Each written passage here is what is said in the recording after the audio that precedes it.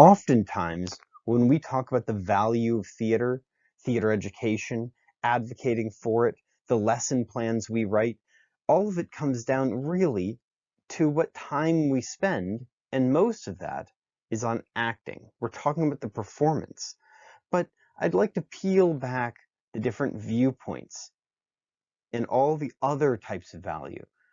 So, like a Russian nesting doll, let's start out from the audience's perspective. Does an audience member get from theater? It's a great question. Dr. Boal reminds me to think in terms of the community watching.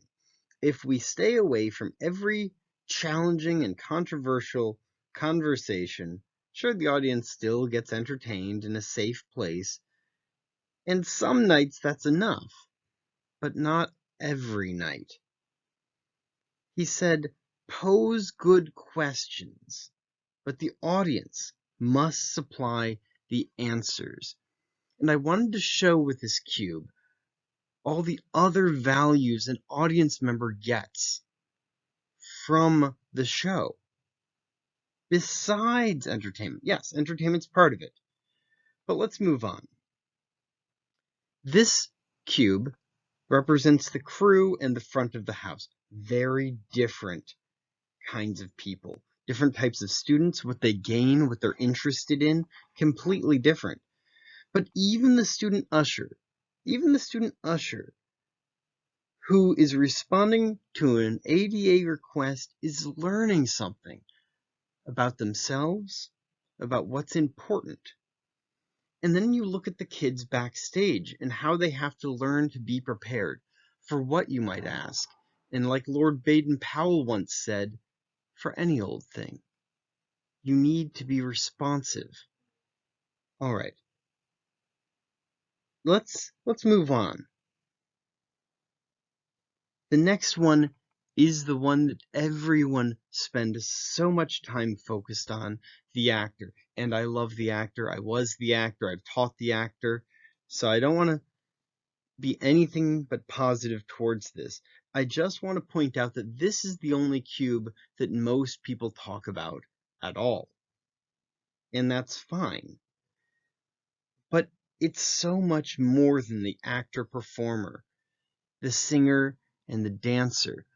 Right? We are trying to show them all the skills they have and the self-confidence absolutely that the actor has. But let's not forget these other cubes. It's the middle for me. And we're going to keep working our way down. So we want to give them this kind of power to believe in themselves. But we don't want to say that the only job a student has is to be an actor. Because below that, these are the design teams. Think of your technical directors, your stage managers, the director themselves. Normally, I don't think of these as roles the student does. But why not? I had, in middle school, students who had never worked on this kind of theater at all. They weren't theater kids. And they were running the light board. Well, then, if they could run a light board in 7th or 8th grade, could they design the lights in 9th or 10th? I'd never thought of it. I've never considered letting a student try to design the light plot. All right. But moving forward, we have to think about really quickly that we don't have all the answers, and that's okay. It's the, as Freire says, it's the student-teacher, teacher-student relationship. We're not saying this is what we're going to do. This is how we're going to do it.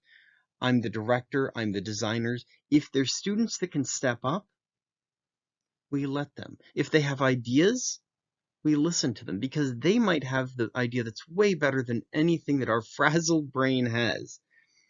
But now we also need to include the writers. That's the current cube. The writers, the composers, the lyricists, and sometimes the kids will come up with something that speaks more to their issues than we ever will. And And I just think it's really important. And we saw innovation. It was the first thing that I showed. And we now are talking about Ken Robinson here. Ken Robinson said, creativity is not the opposite of discipline and control.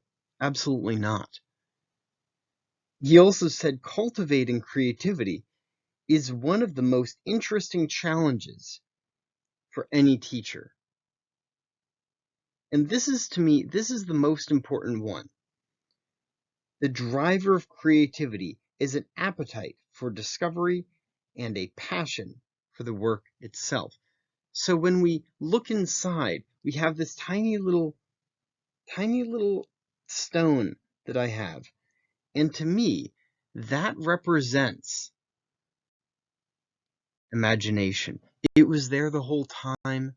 Imagination to creativity to innovation. It doesn't need to be global innovation. It just has to be new to them.